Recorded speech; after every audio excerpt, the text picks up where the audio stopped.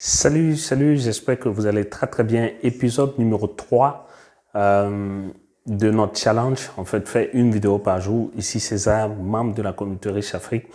En fait, dans cet épisode, ce que je voulais partager avec toi, c'est que hier, en fait, j'étais en train de lire le livre que j'ai choisi de lire ces jours-ci, c'est-à-dire le livre de Russell Brunson, Trafic secret. Je ne sais pas si je l'ai ici. Attends que je vois.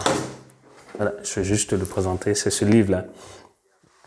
Et il y a mon fils, en fait, qui est venu à côté de moi et qui m'a posé la question de savoir, il me dit, mais papa, tu veux devenir riche? J'étais surpris, en fait, quand il m'a posé cette question-là, parce que c'est vrai que lui, au moins, on parle beaucoup d'éducation financière, on joue beaucoup aux jeux comme les jeux de Monopoly, les jeux d'intelligence financière, et puis je lui explique, en fait, le projet que je fais, il voit les vidéos que je poste sur ma chaîne YouTube, il voit les formations que je fais. Souvent, je lui dis, ne viens pas me déranger parce que je suis en train de peut-être enregistrer une vidéo ou bien je suis en train de travailler sur une formation. Et je lui ai expliqué une fois, mes souvenirs sont bons, que la richesse se trouve dans les livres. Parce qu'il est présentement en première année, c'est-à-dire au CP1, si tu traduis ça littéralement à notre système d'éducation scolaire en Afrique. Et il aime beaucoup apprendre, mais comme tout le monde, comme tous les enfants, surtout actuellement, où on parle de beaucoup de crises, Corona et tout le reste, il n'aime pas faire les devoirs. Moi aussi, j'étais comme ça. Il n'aime pas faire les devoirs, il n'aime pas s'asseoir et puis écrire ou bien apprendre à lire.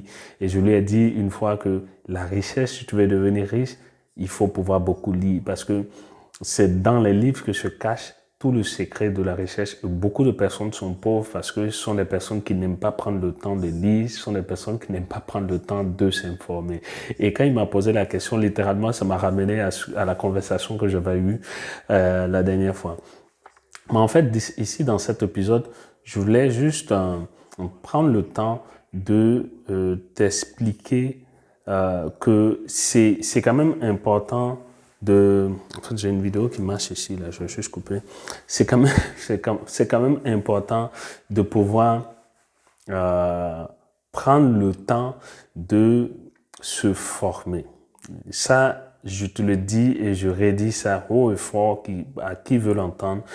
Il faut prendre le temps de pouvoir prendre de la valeur, prendre le temps de pouvoir te bonifier, de pouvoir sortir en fait peut-être du système éducatif ou bien du système d'apprentissage que tu as toujours eu. Tu sais, dans notre communauté, il y a beaucoup de personnes qui sont allées loin à l'école et aujourd'hui qui ont peut-être un bon emploi, mais ce sont des personnes qui refusent d'apprendre, des personnes qui refusent de se former. Pourquoi? Parce que ces personnes-là sont rentrées dans une certaine routine où elles font une tâche bien précise dans leur travail et puis à la fin du mois, elles touchent un chèque de paye sans vraiment utiliser la matière grise, sans vraiment utiliser d'autres sources de créativité que Dieu nous a donné à travers notre cerveau.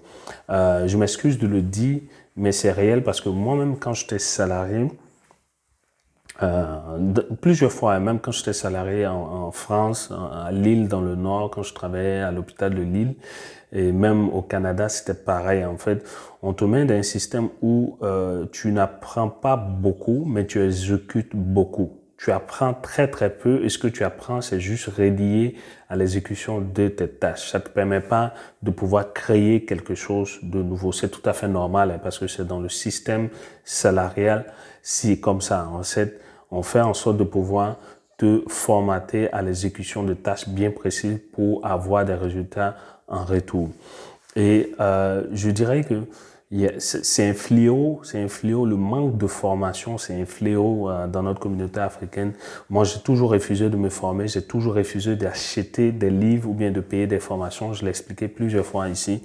Et je pense que dans cette vidéo-là, mon objectif, c'est de te motiver, c'est de t'inviter à prendre le temps de te former. Même si ça prend peut-être 5, 10, 15 minutes d'écouter une version audio sur YouTube gratuitement, des livres, livres ou bien des livres audio de développement personnel, de motivation, de comment faire pour nourrir ton esprit, comment faire pour faire grandir ta confiance en toi.